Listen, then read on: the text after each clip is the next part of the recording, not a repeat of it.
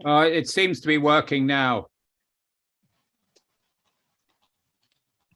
Okay. Yeah, we're streaming on YouTube. So it seems to be working now. Oh, Sandy, there's an echo. Okay. Yeah, we're streaming on YouTube. So it seems to be working now. Oh, Sandy, there's an echo. I know. What do I do? We're streaming on YouTube. So it seems to be working now. Oh, Sandy. Maybe, Sandy, I know. What do I maybe do? you need to leave and come back in again, which will end it for everybody, but that's okay. Well, we'll just all come back in. Just turn it off. Maybe, Sandy, what do I maybe do? you need to leave and come back in again. Yeah. Which will end it for everybody, but that's okay. Well, we'll just all come back in. I think I know how to do it. That's it, isn't it? Yeah. There's no echo now. Well done. Yep, we're getting there. You're all going to be muted now. Where have I gone? Yeah, Okay. Yeah, you're all very welcome. This is the second half of the Finn series. But before we get going, I would like to say something about mythology in general. Gosh, Ita can't get in. I'll have to send her some. I'll try reach out to her on WhatsApp. Yeah. Well, can you send her the link, Fiona? I will send her the link.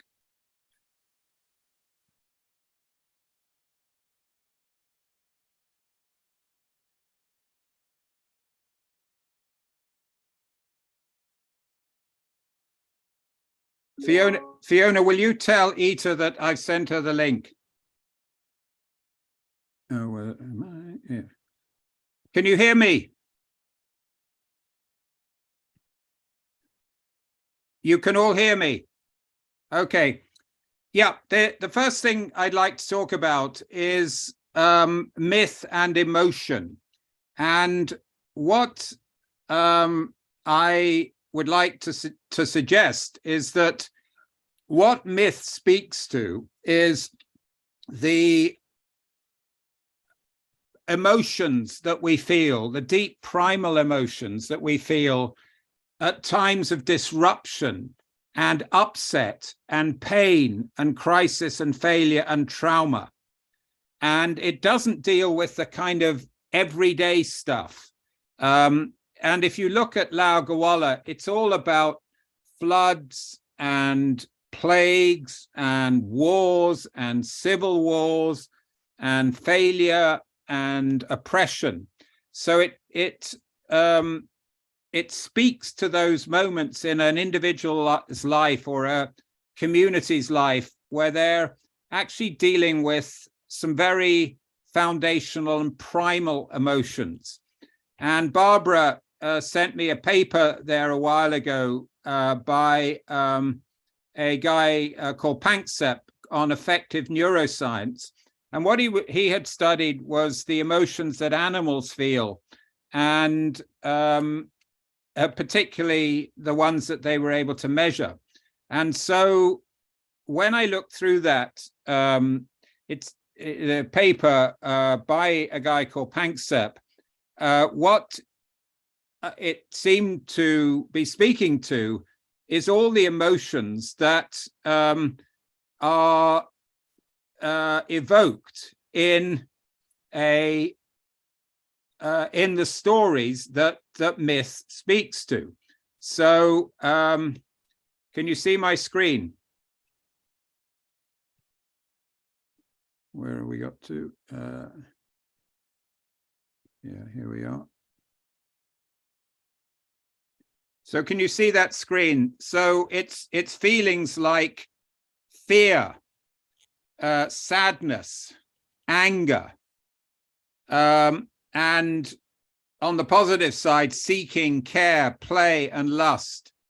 And one of the things that I think is an explanation of what has been happening in modern day politics, or in certain parts of the world, is that when a society is in a situation of upheaval and trauma, collective emotions are triggered, particularly those of fear and anger and hatred. And what certain politicians are able to do is work with those. Because if someone's feeling fear and sadness, policy statements and policies and rational stuff doesn't work as well as a feeling that this politician understands me. It's a sort of feeling of identification. You get me, I get you. And when you look at the myths that we've been looking at, there is one particular myth sequence that we can trace right back to the Sumerian myth of Enuma Elish, which in a way has been the blueprint of mythology in the last basically 3,000 years. And it is a situation in the Enuma Elish where the goddess Tiamat is very angry, and unleashes, the way it's described in the myth, monsters and dragons and all the stuff that would instill fear in people. And in a way, the Enuma Elish points to something that has been arguably a kind of mythic recourse, which is Marduk, the strong man, steps in and destroys the goddess Tiamat and tears her apart, and order is restored. And you can then trace that through Hebrew myth, the Greco-Roman, and right through to even cowboy films in modernity, where there's either a situation of chaos and disruption and trauma, or the politician gives people reasons to feel fear and trauma and disruption. And then, of course, presents themselves as the solution to the problem. And one of the things we know from the storytelling really is if you have a feeling of someone understanding you deeply, and that means understanding your emotions, and particularly your fear and your anger and your envy even, there's a sort of very deep emotional bond with them. And what they're typically saying to you is, I get what you're feeling. And by the way, it's nothing to do with you. The reason that you're feeling these things, and typically it's the mythology of victimhood, and it's the mythology of blame. The reason for your bad feelings is Jews or Muslims or the elite or the wealthy, and your feelings are completely justified. And that creates an extraordinary bond. And I think in some ways it's perhaps an explanation for why there is this extraordinary loyalty to certain leaders. Boris Johnson had it in the UK, and certainly Donald Trump had it. But I think myth is essentially doing is it's basically pointing out through story that these feelings are potentially quite destructive and toxic on the society as a whole. And I think we see examples of that. And one way of looking at the Irish myth tradition is it's a sort of brilliant guide, really, as to how to handle these very deep emotions that are evoked during times of pain, crisis, failure, and trauma, and offer you alternatives. So, for example, when you're extremely angry and frightened, rather than acting out of those feelings, because these deep primal feelings that are viscerally felt in the body are emotions. Do you see emotion? There's a motion element. They move you in some way. And often, if you just act out of them unconsciously, you might well act in a way that is perhaps vengeful. And as we know from mythologies like the Oresteia, if I kill your brother, you'll kill my brother, and the sequence just goes on and on.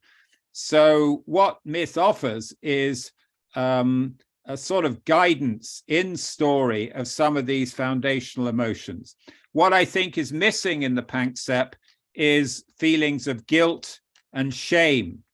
And there's a writer, a sociologist called Giddens, that has done some extremely interesting work on that. And I sent out a paper that in the last week that you could potentially read, that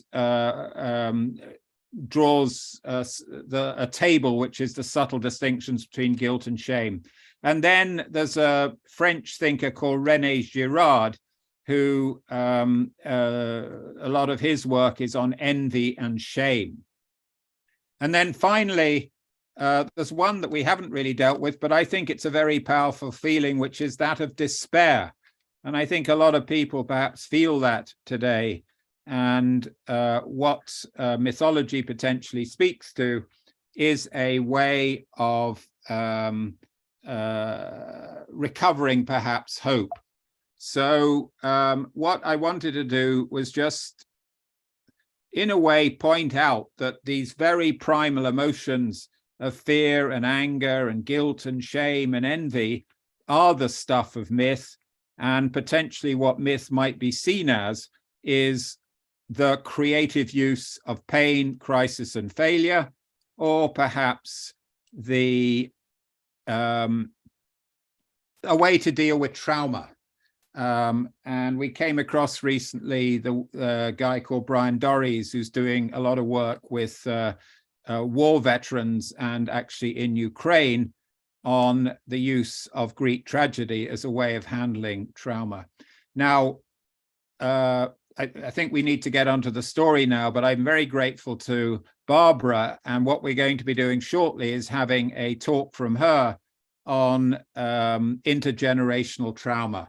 So yes, so that really was a sort of brief introduction to the paper that I have sent out, and a suggestion that when you're working and discussing a myth, you might start to reflect on what are the deep primal emotions that are being worked with on and in the myth.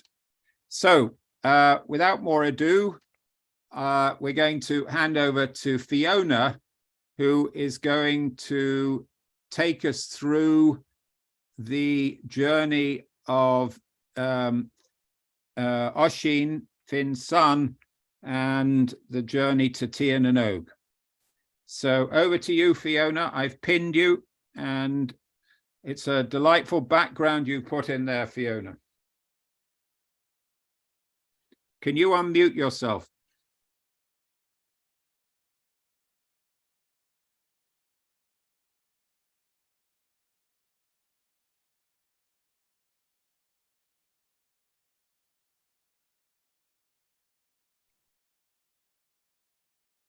So, fado, fado, fado.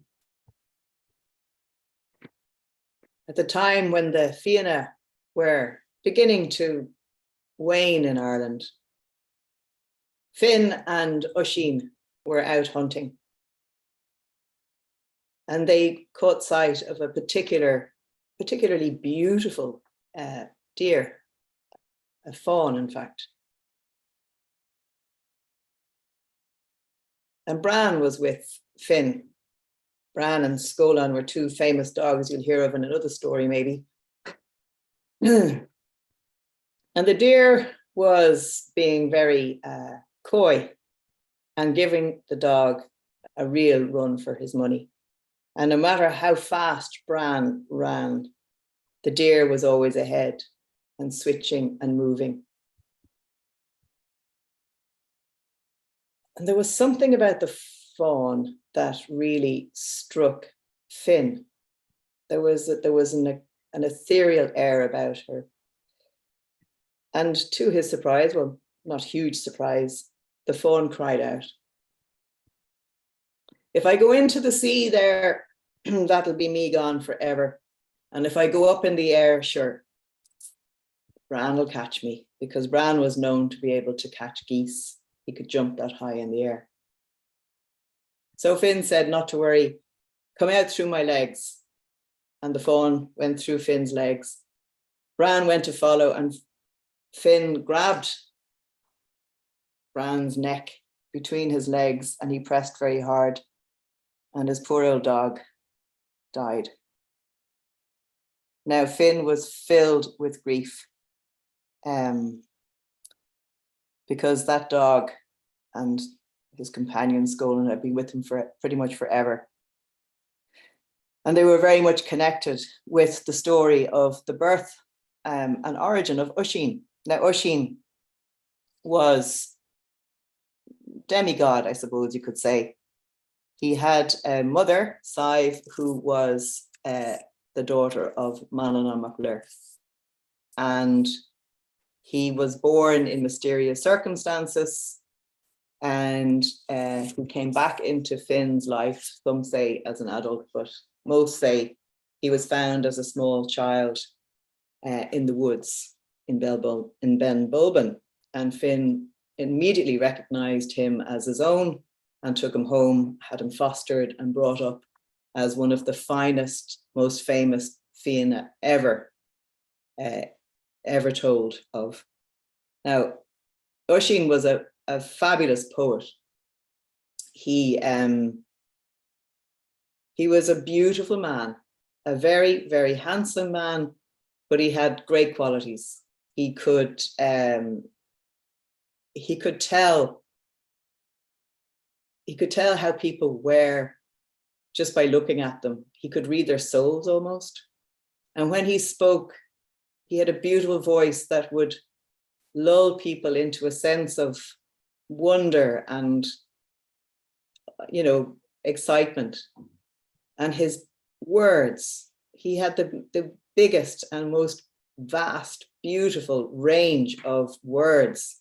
He had a word for everything. And if there wasn't a word, he made one up and people could understand it. So he really was truly a poet.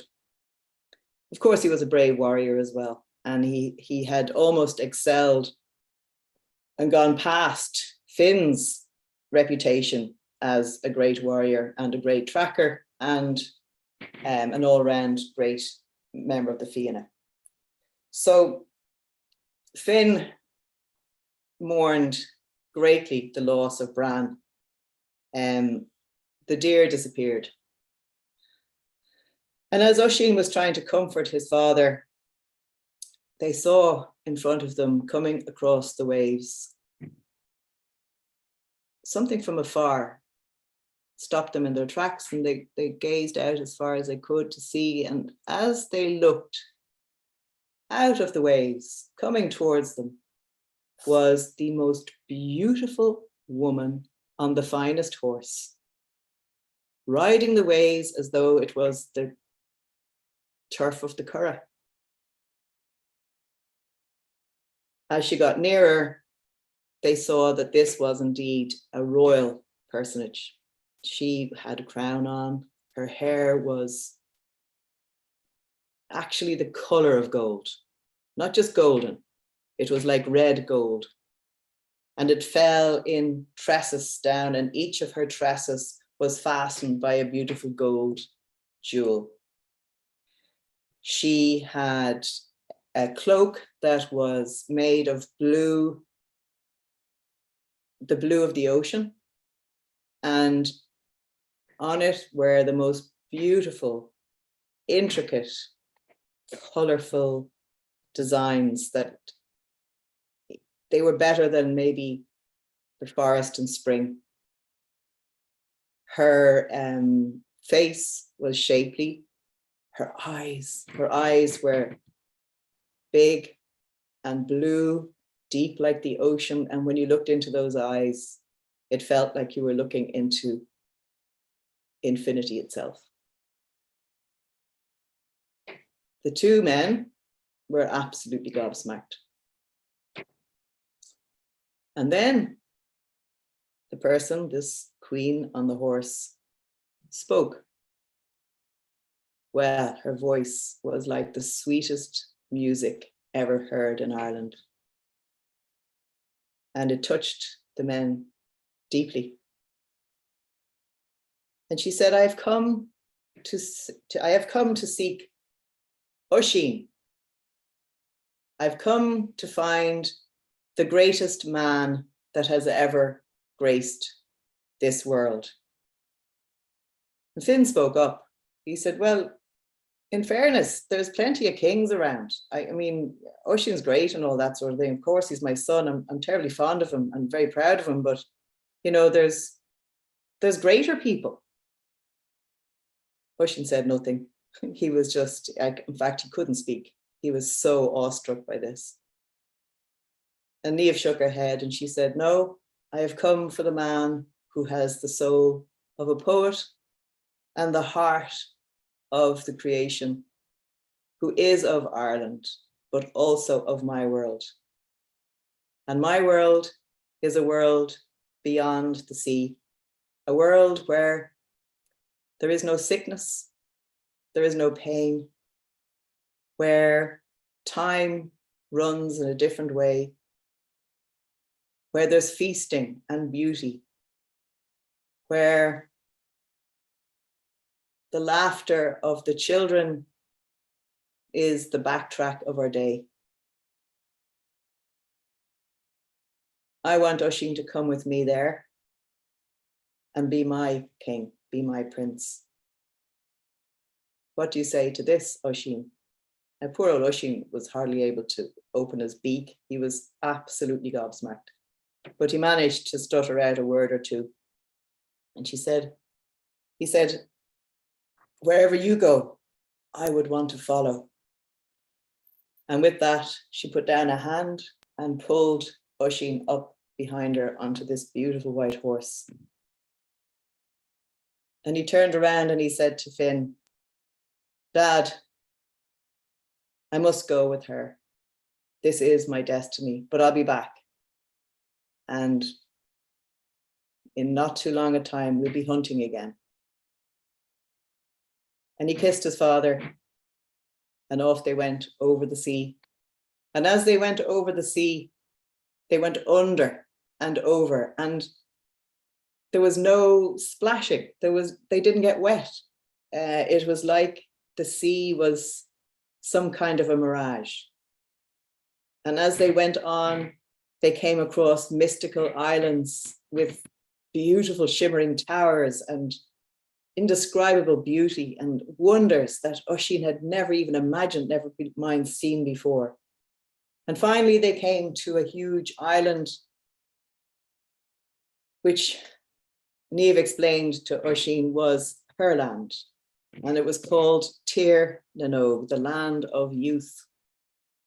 And she brought Oisín before her father, the king, introduced him. The king said, Oisín, you are one of us. You have our blood. You're very welcome. Come enjoy the land of Tír na nÓg. Everything we have is for you to share in. I 100% welcome you and give you my daughter as your one and only true love. So Oisín, you know, he had so many questions, but he didn't really know where to start. So Niamh took him around, and every house they saw was a palace, but every house was different. Every house had its own artistic signature. The land, it was a bit like Ireland. It was green. You could say it resembled Ireland somewhat. It was definitely kissed by rain. There were trees, but the trees had both blossom and fruit, and some of the trees bore many types of fruit. The soil was rich. The smell, the smells were just everything smelled good. And if there was a smell for pulchritude, I'd say that would have been Tiernan Og's smell, if you could name it as such. And of course, Niamh of the golden hair, Niamh Kinor. I mean, words are just a bit too poor to describe how amazing she was and how much love and awe Oisín had in his heart for his new wife. And the great thing about the land of Tiernan Og, apart from the fact that there was no pain and no aging, it's a great place for feasts. Every other day there was a mighty feast, and the best wine that never could have been even imagined on the land of Ireland. There were game, all kinds of creatures, some of which even Oisín couldn't identify. There was hunts. Anytime you wanted to go on a hunt, no problem, with the finest companions. There was even a chance to try out the old warrior skills from time to time. No mind if you got a bit of an injury, sure it was healed within a minute. And of course, the other private pleasures of the body and mind and soul were readily available. But Oisín turned down the option of being with anyone except his one true love. And so Niamh and Oisín settled into a life together. And over 3 years, they had 3 beautiful children, 2 boys and a girl. And Oisín was blissfully happy. And then slowly but surely he became aware of a deep need, almost like a wound within him. Sure, everything was wonderful. You know, there was no sickness, there was feasting, you know, everything you could possibly want was available to you. The best poetry and music, and of course, Oisín being the poet, the best poet Ireland ever produced, was well happy to be involved. The sessions went on forever, and you know, nobody ever got tired. Oisín had never felt younger. He felt stronger. He felt more energized. He felt wiser. He felt at peace. But this one thing kept, tapping away. And then he was able to name it. He missed Ireland. Because the one strange thing about Tiernan Og was that although there was beauty and lush vegetation and there were rivers and lakes and streams, it never rained. Now, anybody who's lived in Ireland, whether they're half Dadannan or not, knows that we need rain. It's, you know, it's part of our, how would you say it? It's part of who we are. So then Oisín thought, well, maybe it's the rain I'm missing. And as he thought of that, he remembered his son, Oscar, his father, Finn, Caoilte, Diarmid, and all the Fianna. And one by one, they came into his head, and as they came through, he felt a deep, deep pain, a kind of heart pain. A strange heart sickness came over him. And he turned to Niamh and he said, my love, I need to see my people. I need to go back to Ireland. I need to see my people. And every time he did this, Niamh was really very clever, and she managed to distract him with another great feast or some kind of a telling or some kind of, she would appeal to Oisín to play some music or tell some poetry, and she was able to distract him. And finally, Oisín said, Niamh, I must go back to Ireland. I need to see my people. I need to set foot in Ireland. And then Niamh had to tell him the awful truth. that he had been, he thought, in Tirnanog for 3 years, but in fact, 300 years had elapsed of human time. And the land that he would go back to, Ireland, would no longer be the land he knew and loved and revered. It wouldn't be the land that he knew from like the back of his hand. Everything would have changed, and changed utterly. Oisin found that a bit hard to take. He did trust Niamh, but he needed to see for himself. And he implored Niamh to just let him see Ireland. And eventually Niamh relented, and she called for the horse, the magical horse that had carried them over the waves, and saddled him up with his golden girth and his beautiful saddle. And she said, "My love, I know you feel a deep yearning in your soul, but really now your home is here. Your home is with me, with the children, here in Tirnanog." He said, and Oisin said, "Yes, I understand that. I know that. I just need to see Ireland just once. I just need to see it." And she says, "You do know now, if you set foot on that land, if you put your foot on the land of Ireland, you will never come back here. You must be very careful, Oisin. The children and I, this land, this is your life now. So remember, yes, go visit, take my horse, it'll be fine, but do not touch the land of Ireland. Do not set foot on Irish soil."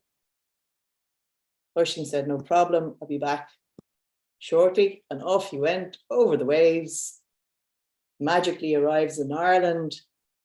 And yes, it is not the land he left. The trees had been cleared. The forests where the Fenian used to go hunting were no more. Instead, there were huge pastures and tons and tons and tons of cows and sheep. He went to the old forts and they were just rubble, rocks. The Hill of Allen was no more. The great halls of his father, of the Fianna, Tara, had changed also. He galloped around Ireland looking hither and thither for any evidence, any sight of the old world, the Ireland he loved and knew. And when he saw the people, he was absolutely astonished. They were tiny, tiny little things. And a bit feeble looking. But however, he stopped and he spoke and he asked, had any of them heard tell of the Fianna? Could they tell him if any of Finn or any of his people were around? And they just broke their sides laughing at this idiot talking about the children's stories as if it were real. And they said, "Look, the Fianna are, nice stories, but this is reality now, son. No Fianna here now." And anytime he stopped and asked, he got pretty much the same answer. Finally, he reconciled himself to the idea that Ireland was no longer a place that held a candle for the Fianna and for the old ways. Then he resolved to go back to Tirnanog, to his children, and to his beautiful Niamh Kinor. And he turned his horse around. But as he was galloping towards the great Atlantic Ocean, he came across 4 men who were desperately trying to lever an enormous boulder off the ground using a plank. And he just, something in his heart was too big for this, he said, for God's sake. So anyway, he leant down, he stopped to help. He leant down off of the horse and with one arm lifted this huge boulder and tossed it over the hill to where they were trying to bring the boulder, which would have been a mighty feat, only that didn't the girdle on the horse break. And poor old Oisin tumbled to the ground. And this beautiful, young, lusty warrior, almost in an instant, turned into a decrepit, barely alive old man. His teeth disappeared, his muscles wasted, his hair turned to a silver white and most of it fell out. He literally transformed into a shadow of a man. Now, the guys he'd been helping were shocked, not only at the boulder throwing, but the sight of this man and the horse, of course. The horse disappeared. So there was this massive, huge lad with strength of 10 men on a mighty horse, suddenly becomes this weepy, sad old man who can, with a raspy breath, sounded a bit like the death rattle, what to do. And they said to themselves, well, look, we'll bring him to the wisest man in Ireland.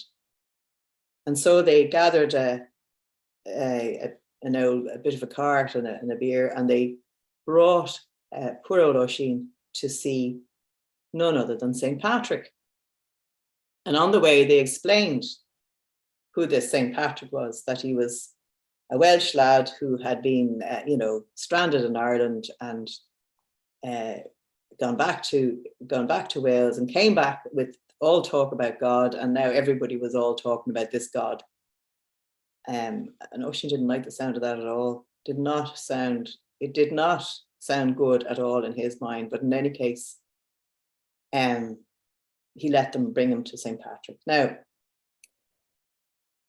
St. Patrick was, for good luck, what would you say?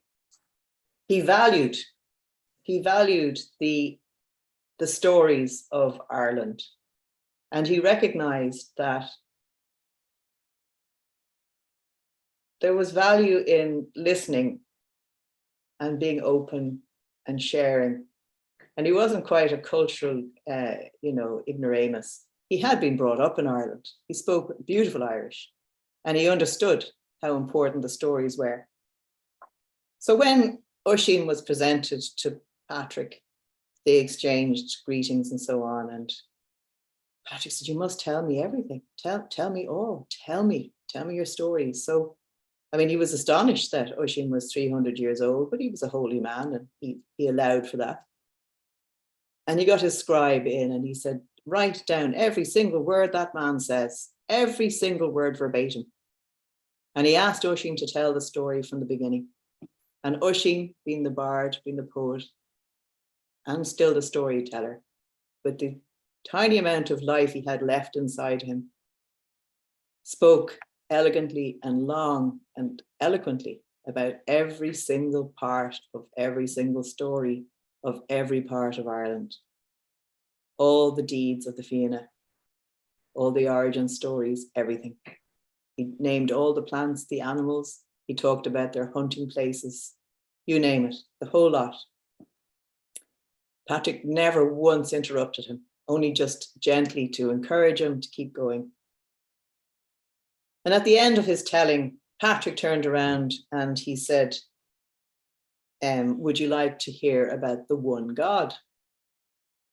And Oisín thought this was a bit ridiculous, but he wasn't a man to be rude. He said, absolutely, go ahead. And Patrick told him all about the one God and Christianity, and offered to baptize Oisín, save his mortal soul and all that. And Oisín was a bit confused. He said, why would I want that? And he said, well, to save your mortal soul, I mean, if you're not baptized and you don't have Christ in your life, you could end up in, the other place. And what's the other place, says Oisín? Well, hell, don't you know, it's a big fire and doesn't go out and it's forever, forever, like. Well, Oisín said, now, is Finn baptized? I mean, is Finn got this option? I know, says Patrick. No, he'd be a heathen now. He'd be a heathen. He'd probably be in the eternal flames of hell, all right. Or with a bit of luck, he could be in purgatory, but probably in hell, yeah. And Oisin said, and what about my son, Oscar? Oh no, well, if he's with Finn, you know. And one by one, Oisin named the people he loved the greatest. And each time Patrick said, well, sure, you know, they're in the other place, aren't they? But Oisin turned around, and with the tiny, tiny bit of energy he had left in me, he said, what are you like? You're like withered trees, you are. Blasted by the west wind. And your hair, it should be your glory. What is it? You've shaved it all away. And your eyes, there's no light in those eyes. Too much reading. Too much reading. Not enough feasting. I mean, do you ever even hunt? What kind of a life is this? Ah, look at you with your puny body, with all your fasting and self-torture and your sad look. No, I haven't heard any laughter. I haven't been offered a decent bite or drink. I see no happy eyes. Listen, you can keep your dismal one God, right? I'm with Finn. Wherever Finn is and the Fianna, that's where I'm going. And it's a hell of a better place. So thank you, but no thanks to the baptism. Now, Oisin died very shortly after that, and Patrick did have the good grace to bury him, facing, now I can't remember the details, but it was a proper Fenian burial. He at least honoured those wishes. So he may have been buried standing up, facing a battle scene, who knows? But that is the story of Oisin and Tir na Nog, to be continued. Well done, Fiona. A mighty telling. Well done. So into the breakout rooms to chat for about 20 minutes on what you make of this journey to Tir na Nog of Oisin and the other world woman, Neve.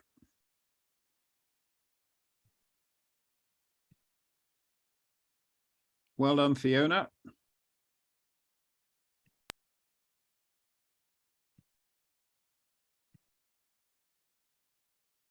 Ita, you finally got in. Yeah, I don't know what happened.